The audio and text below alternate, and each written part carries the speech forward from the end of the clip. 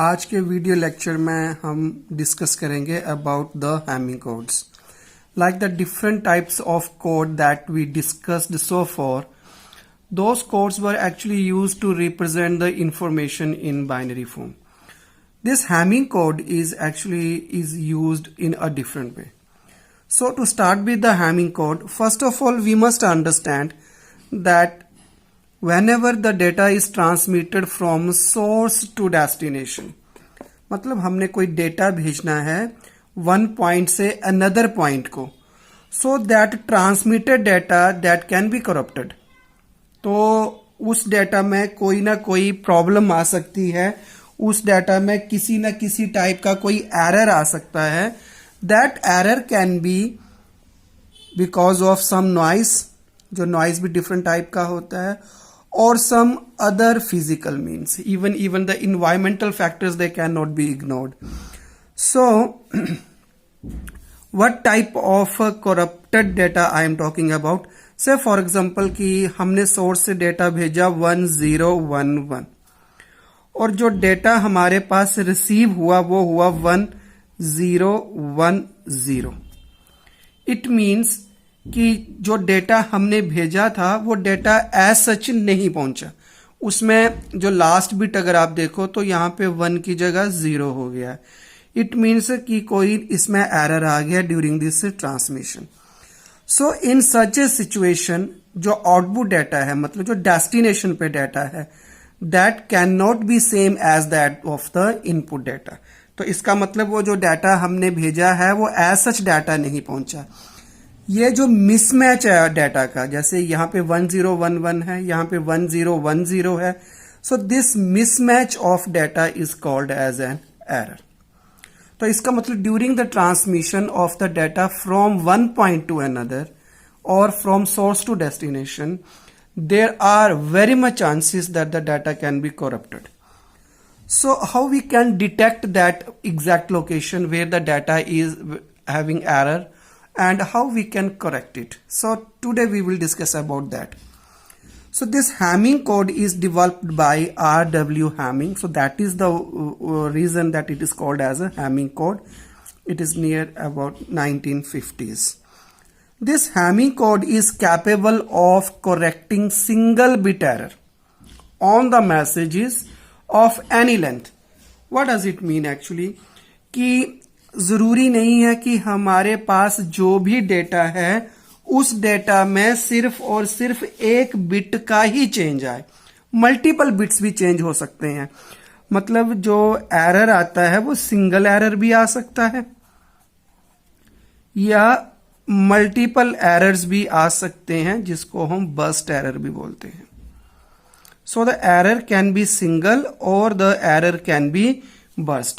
लेकिन जो Hamming code है that is used to correct only single bit error. जब एक ही बिट चेंज हुआ हो, मल्टीपल बिट्स में ये काम नहीं करता, क्योंकि मल्टीपल बिट्स में we cannot find the exact position of 2 bits. So only single position can be detected by using the Hamming code. So to detect and correct the errors that can occur during the transmission, we make use of a Hamming code. So using Hamming code, we can get the location of the error. कि किस location पे error आया है, हम उस error को easily find out कर सकते हैं. And once we get that position, जब हमें वो पोजीशन लोकेशन पता चल गई, तब एरर जो है वो आसानी से ही करेक्ट हो सकता है. क्योंकि एरर क्या होगा, या 0 है तो उसकी जगह 1 होना चाहिए था, 1 है तो उसकी जगह 0 होना चाहिए था. So that is not a problem. So जब भी हमारे पास कोई भी डाटा हम ट्रांसमिट करते हैं, ये ध्यान रखने वाली बात है कि जब भी डाटा ट्रांसमिट होता है फ्रॉम सोर्स टू डेस्टिनेशन, उसके साथ एक्स्ट्रा बिट्स भी जरूर जाते हैं. वो जो एक्स्ट्रा बिट हैं, those extra bits are actually ensure that whether some error has occurred during the transmission or not. तो उन हम एक्स्ट्रा बिट्स को जो हम जनरेट करते हैं और ऐड करते हैं आउटगोइंग बिट्स के साथ, मतलब सोर्स पे जो सोर्स पॉइंट है जहां से आपका डाटा ओरिजिनेट हुआ है, वहां पे ही हम कुछ एक्स्ट्रा बिट्स को जनरेट करते हैं और उनको आउटगोइंग मैसेज के साथ, आउटगोइंग डेटा के साथ उनको अपेंड कर दिया जाता है और फिर उसको ट्रांसमिट किया जाता है। तो इसका मतलब कि मेरे पास अगर कोई डेटा ट्रांसमिट करने को है, ये मैं डेटा ट्रांसमिट करना चाहता हूं, तो पहले मैं रिडंडेंट बिट बनाऊंगा। मैं जो रिडंडेंट बिट है वो एक्चुअली एक फंक्शन है डेटा का, मतलब डेटा को ही यूज करके हम रिडंडेंट बिट्स बनाते हैं। फिर डेटा प्लस रिडंडेंट,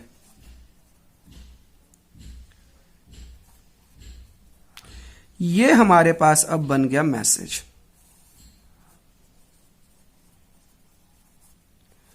ये मैसेज जो है फिर ये सोर्स से डेस्टिनेशन पे ट्रांसमिट होगा। सो इसलिए हम बोलते हैं कि these are the extra bits, क्योंकि ये एक्स्ट्रा बिट्स हैं, they are not the part of the actual data that we want to send. So these are the extra bits that are generated and added to the outgoing bits of the data during data transfer. और जो Hamming code है वो mostly जो deal करता है वो parity bits है same ही नाम है, रिडंडेंट बिट्स, पैरिटी बिट्स, मतलब these both bits are actually the extra bits. So parity bits की डेफिनेशन क्या होती है? Again like redundant bits, these are the extra bits. Same way जो पैरिटी बिट्स है that is also the extra bit which is appended to the data of binary bits to ensure that total number of ones in the data is either even or odd. तो ये भी क्या हुआ, एक function ही हुआ input data का। तो parity bit क्या कहेंगे हम? ये एक एक्स्ट्रा बिट है जो आउटगोइंग डेटा के साथ भेजा जाता है। और ये जो पैरिटी बिट्स है इसकी वैल्यू क्या होती है? इसकी वैल्यू इस चीज के ऊपर डिपेंड करती है कि आप टोटल नंबर ऑफ वंस अपने मैसेज में इवन चाहते हैं कि ऑड चाहते हैं। सो दो टाइप की पैरिटी हुई हमारे पास, एक हुई इवन पैरिटी और एक है ऑड पैरिटी। तो इवन पैरिटी का क्या मतलब हुआ कि टोटल नंबर ऑफ वंस जो हैं वो क्या होंगे, इवन आउटगोइंग मैसेज में, और यहां पे टोटल नंबर ऑफ वंस जो होंगे वो होंगे odd in the original data that we want to send. अब हम आपको बताते हैं कि इवन या ऑड पैरिटी बनती कैसे है। Now we will learn that how we can have the even parity and odd parity. This is the combination of 3 bits that we want to send. 3 bit का कोई मैसेज है तो 3 bit का message कुछ भी हो सकता है इस कॉम्बिनेशन में से। तो इवन पैरिटी बनाने का क्या मतलब है कि यहां पे टोटल नंबर ऑफ वंस जो हैं वो इवन होने चाहिए।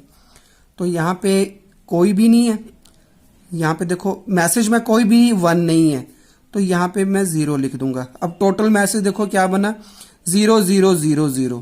तो इसमें टोटल नंबर ऑफ वंस क्या है, 0 मींस इवन। अगर मुझे ऑड पैरिटी बनानी होगी तो मैं क्या करूंगा, 0 0 0 और यहां पे मैं क्या कर दूंगा 1। क्यों? क्योंकि देखो मैसेज क्या बना मेरे पास, 0 0 0 1। इट मीन्स कि हमारे पास टोटल नंबर ऑफ वंस जो हैं वो पैरिटी को अटैच करने पे ऑड हो गए। तो इसलिए मैं बोलूंगा कि the message I am sending with odd parity. तो ये हमें मेंशन करना पड़ता है कि जब भी हम अपना मैसेज जो है वो भेज रहे हैं वो इवन पैरिटी के साथ भेज रहे हैं या ऑड पैरिटी के साथ भेज रहे हैं। इस केस में देखिए 0 0 1, तो यहां पे पहले से 1 है तो यहां पे मैं 1 कर दूंगा तो टोटल 2 हो जाएंगे, 2 का मतलब इवन। यहां पे 0 हो जाएगा, यहां पे 1 है तो यहां पे भी क्या आएगा 1। तो टोटल नंबर ऑफ वंस कितने हो गए 2, 2 मींस इवन। और यहां पे ऑड के केस में क्या लगा दूंगा मैं 0, क्योंकि इस केस में मैसेज क्या बन जाएगा 0 1 0 0। तो टोटल नंबर ऑफ वंस कितने हो गए 1, 1 मींस ऑड। इस केस में देखो इनपुट डेटा में, इनपुट डेटा क्या है 0 1 1। तो टोटल नंबर ऑफ वंस कितने हुए इसके 2, 2 का मतलब इवन। तो यहां पे मैं 0, क्योंकि यहां पे अगर मैं 1 लगा दूंगा तो 3 हो जाएंगे, 3 का मतलब ऑड हो जाएगा, पर यहां पे मैं 1 लगा दूंगा। यहाँ पे 1 है तो इवन बनाने के लिए मुझे 1 लगाना पड़ेगा क्योंकि 2 हो जाएंगे, लेकिन ऑड बनाने के लिए मैं 0 लगाऊंगा। यहाँ पे ऑलरेडी 2 है, मतलब ऑलरेडी इवन है, तो मैं नया कुछ नहीं अटैच करूंगा।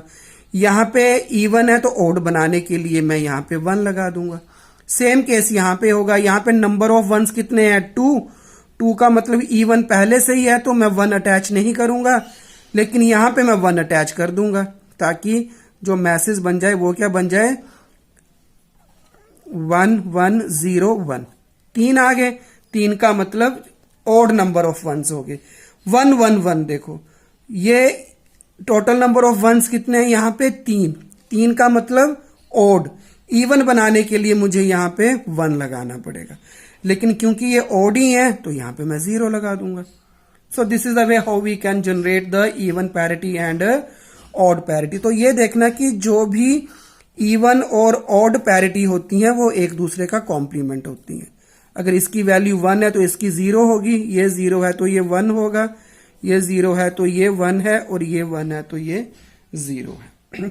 एक और अब हम एक डिस्कस करेंगे, बड़ा इंपॉर्टेंट चीज है कि how we can calculate the number of parity bits. तो कि कितने पैरिटी बिट्स हमारे आउटगोइंग मैसेज में जाएंगे। So we can calculate the number of parity bits. कि हमारे पास कोई मैसेज है तो उस मैसेज में कितने नंबर ऑफ पैरिटी बिट्स होंगे। उसके लिए जो फॉर्मूला है वो आपने याद रखना है, that is 2 raised to power p is greater than equal to d plus p plus 1. This is the formula जो आपको पता होना चाहिए। इसमें जो p है वो क्या है? Number of parity bits, number of parity bits. जो d है that is number of data bits, की जो आप डेटा भेज रहे हो उसमें कितने नंबर ऑफ के बिट्स हैं। फॉर एग्जाम्पल कि मेरा जो डेटा बिट है, जो मैंने डेटा भेजना है, वो हमारे पास मान लो 8 बिट का है या 7 बिट का है, कोई भी एग्जाम्पल ले लो। मान लो 8 बिट का कोई डेटा है, ओके। तो अगर मैं p की वैल्यू को 0 रखूं इस इक्वेशन में, तो बताओ क्या आएगा? 2 raised to power 0 greater than equal to, तो डेटा बिट्स कितने हैं? मतलब ये d की वैल्यू है, तो 8 प्लस p की वैल्यू 0 मानी हुई है, 0 प्लस 1, सो दिस इज 1। तो 1 इज ग्रेटर देन 9? नो, तो फॉल्स। इसका मतलब p की वैल्यू 0 नहीं हो सकती। p की वैल्यू को 1 रखो, फिर देखो 2 raised to power 1 is greater than 8 plus p की वैल्यू कितनी है? 1 प्लस 1। तो वैसे भी 2 is greater than equal to 2 नहीं, आगे लिखने की जरूरत ही नहीं थी हमें, तो ये भी फॉल्स ही हुआ।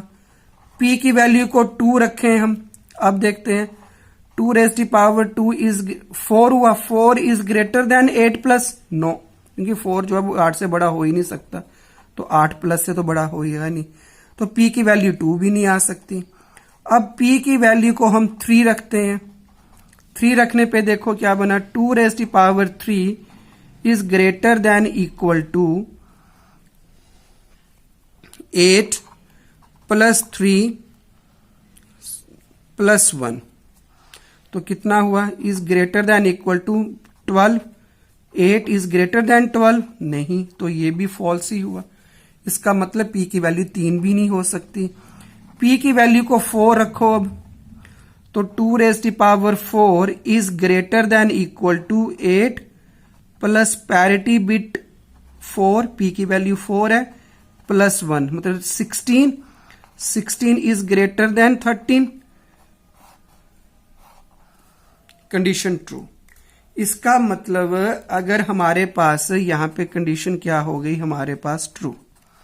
इसका मतलब कि अगर मैंने 8 बिट भेजने हो तो उसके साथ हमारे पास total number of parity bits कितने बन जाएंगे 4, और जो मैसेज की लेंथ है वो टोटल मैसेज की लेंथ कितनी हो जाएगी, क्योंकि मैंने कहा है कि जो मैसेज होता है उसमें क्या होता है, total number of data bits plus total number of parity bits. तो डेटा बिट्स कितने हमारे पास 8 और पैरिटी बिट्स हमारे पास कितने आए, this was the condition which is true 4। इसका मतलब टोटल जो हमारे पास मैसेज आया उसकी जो लेंथ हुई वो हुई 12 bits. So this is the way how we can calculate कि how many number of bits we can have in a outgoing message. Next lecture में हम डिस्कस करेंगे how we can actually generate positions of those parity bits, how can we generate the values for those parity bits, and then what will be the exact shape and size of the outgoing message. Thanks for watching.